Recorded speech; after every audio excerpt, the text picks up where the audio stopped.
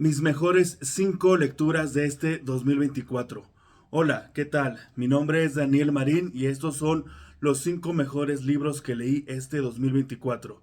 Decidí colocar 5 libros en lugar de 10, como mucha gente lo hace, para poder explicar un poco más acerca de estos libros que marcaron todo este año y sobre todo para que el video no se haga muy largo. Este año leí un total de 48 libros. Yo todos los años intento, bueno, me pongo la meta de leer 100 libros.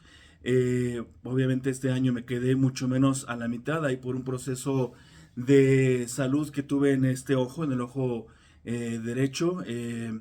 Tuve una circunstancia un poco complicada y bueno, reduje muchísimo mi cantidad de libros, pero bueno, acá están los 5 primeros, no están ordenados de mejor a menor, de menor o de que el menos me gustó al que más me gustó, a excepción del último. El último sí se va con lo mejor que he leído este 2024. Los demás, digamos que están en el mismo, más o menos en el mismo ranking. Bueno, empezamos. El primero, el número 5 es Viaje a La Habana de Reinaldo Arenas. Yo a Reinaldo Arenas ya la había leído hace algunos años con su autobiografía Desde que se quitara la vida. Reinaldo Arenas con su autobiografía Antes que anochezca. Una obra bastante directa, bastante interesante, buenísima, donde se desvela su propio ser, su vida entera.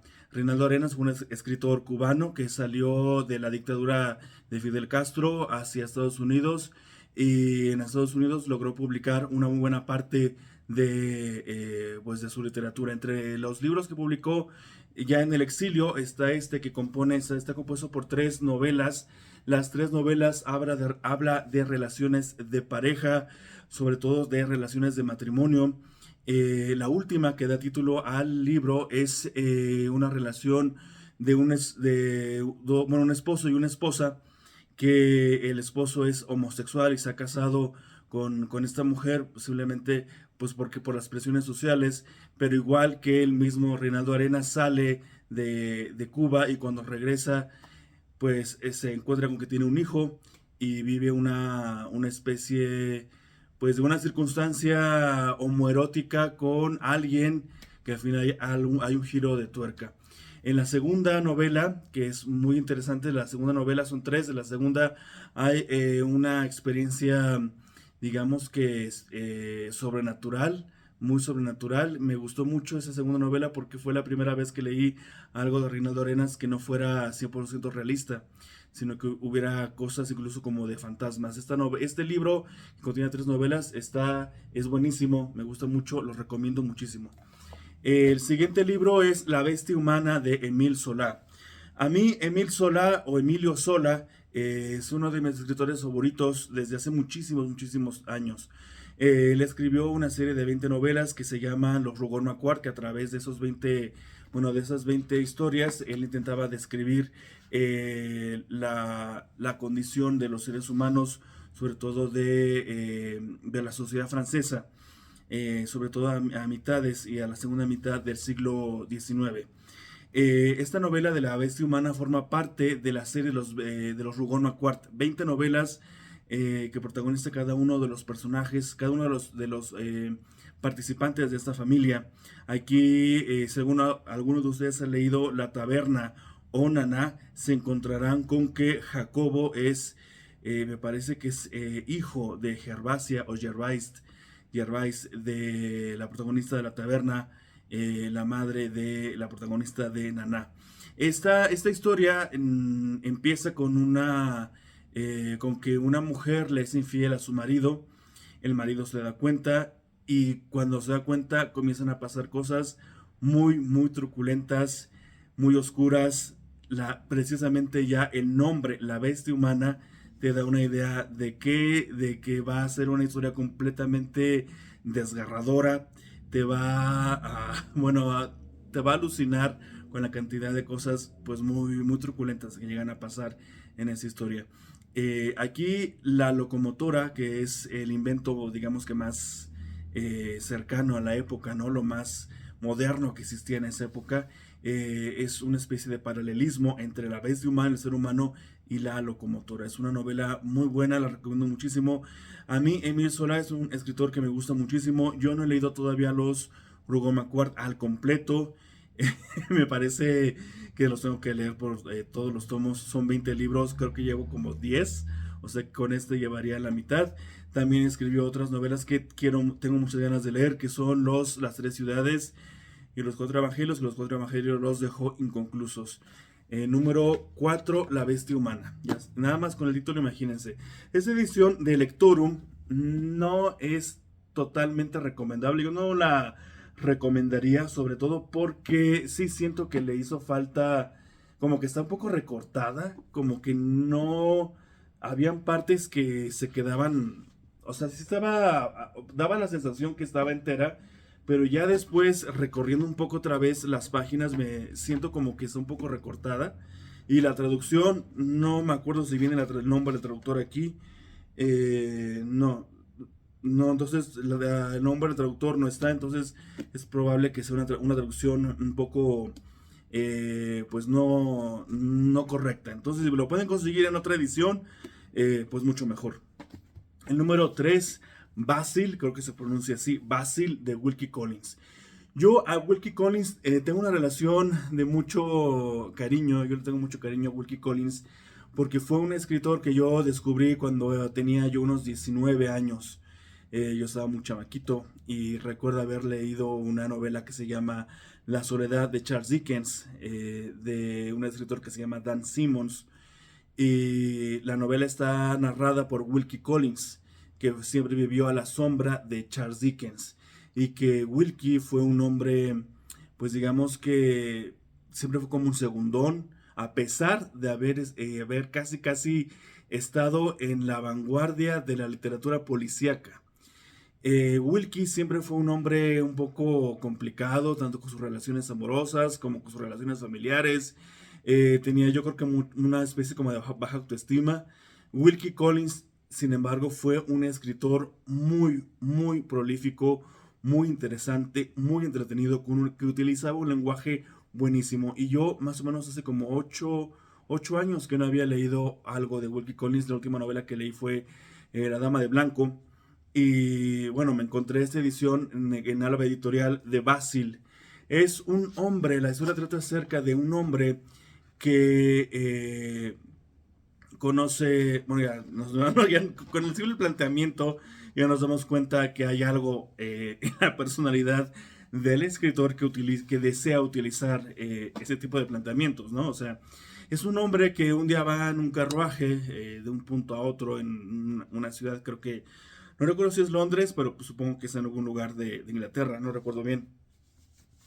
Pero conoce a una muchacha y se enamora perdidamente de esta muchacha y se enamora a tal grado que no le importa ni quién es ni de qué familia venga. Este personaje, digamos que pertenece a la más o menos aristocracia, más o menos, bueno, no aristocracia, pero sí a la gente que tiene dinero, tiene un poco de estatus, ¿no? Entonces se enamora de esta muchacha y se enamora a tal grado de que no le importa absolutamente nada más que casarse con ella. Conoce al papá de esa muchacha y hacen una especie como de convenio que durante un año van a tener relaciones, digamos que de novios, como si fueran esposos, pero como tal no van a estar casados. Pero aquí hay algo muy raro porque pues las leyes de la época victoriana de Inglaterra eran un poco extrañas. No, ahí sí no le entendí muy bien de que, o sea, se casaron o no se casaron. El punto es que sí estaban casados a todos los efectos legales al año. O sea, no estaban casados en el momento, pero como se habían propuesto que después de ese año se iban a ser casados, entonces ya existía un compromiso legal. Y ese compromiso los obligaba a, pues digamos, que estar juntos. La historia comienza a dar giros, ¿no? Con que comienzan a descubrirse cosas, secretos, circunstancias, y hay muchísimas cosas de suspenso en esta novela, por supuesto, porque Wilkie Collins era un escritor de muchísimo suspenso, que una circunstancia tan extraña, ¿no? Como un matrimonio o no matrimonio, lo utilizó para crear muchísimo suspenso. Sobre todo lo que más me gustó fue el lenguaje de esta novela. El lenguaje, obviamente es una edición traducida, por supuesto, pero la traducción refleja muchísimo del lenguaje original. Utiliza sintaxis, párrafos enteros, donde apenas hay un respiro, pero todo es suave, delicado, pero al mismo tiempo llena de imágenes la cabeza. Basil en el tercer, sí, en el tercer lugar de mis mejores lecturas de 2024. La siguiente es La atención de Alberto Moravia. Alberto Moravia fue el gran descubrimiento de este año. Yo me quedé prendadísimo, como lo podríamos decir, me quedé enamoradísimo de Alberto Moravia. Hay un video del canal, siempre he querido decir eso, que hay un video disponible exclusivo acerca de ese escritor. Utiliza un lenguaje muy simple. Hay algo muy importante a la hora de yo elegir los libros que me gustan o que no me gustan, y es la manera en que el escritor utiliza las palabras, la manera en que construye tanto los párrafos como los diálogos, las descripciones, todo el ciclo narrativo de la historia, cómo se utilizan las palabras. Y Alberto Moravia lo hace de una forma tan simple para terminar escondiendo cosas muy importantes. Aquí habla acerca, lo tengo en el video, pero rápidamente habla sobre un hombre que quiere ser escritor, que se casa, después se desenamora de la mujer con la que se casó y tiene una especie como de idilio platónico amoroso con su hijastra, con la hija de la mujer con la que se casó.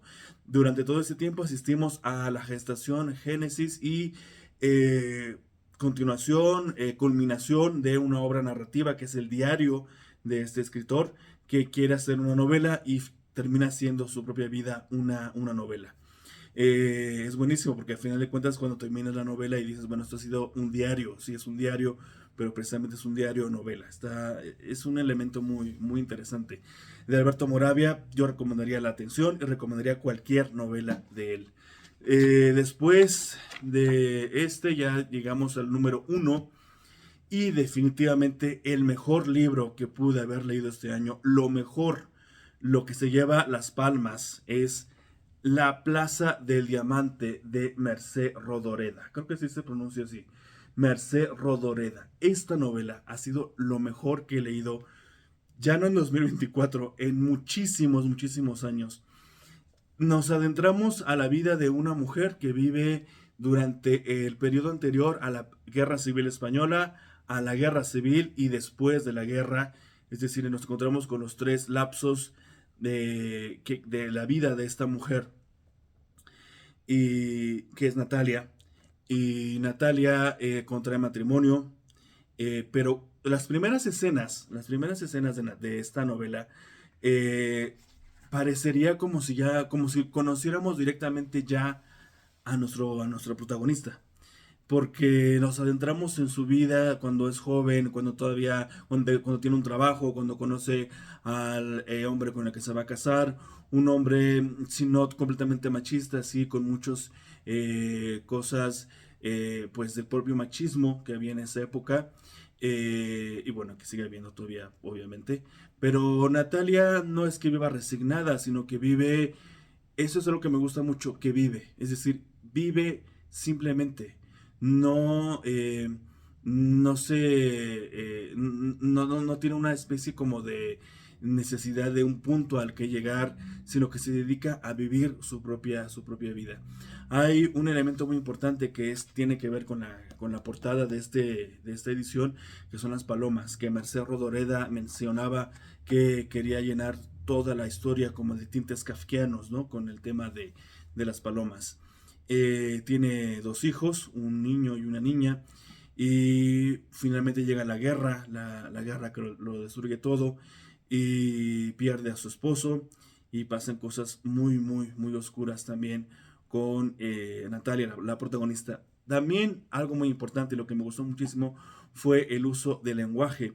en esta novela, sobre todo porque es una novela que quizá alguien podría catalogar o quizá le podríamos colocar el San Benito, la distinción de ser experimental, porque no sigue los mismos lineamientos, ¿no? O sea, la sintaxis se corta en algunas partes, hay muchas libertades de la autora a la hora de adentrarse en ese tema de monólogo interior. Hay muchísimo monólogo interior en el personaje de Natalia. Quizá el final no está lo que uno quisiera tal vez, pero bueno, es el final que le dio la autora y yo estoy seguro que la autora tenía muy buenas razones para colocarle ese final. La Plaza del Diamante es la mejor novela que leí en 2024. Tengo muchísimas ganas de leer más de Mercé Rodoreda. Tengo acá la edición de sus cuentos de Mercé y tengo muchísimas ganas de leerla. Es una escritora muy buena, muy poética. Utiliza muchísimos elementos muy poéticos en su prosa. Y pues nada, hasta ahí han sido las mejores lecturas de este año.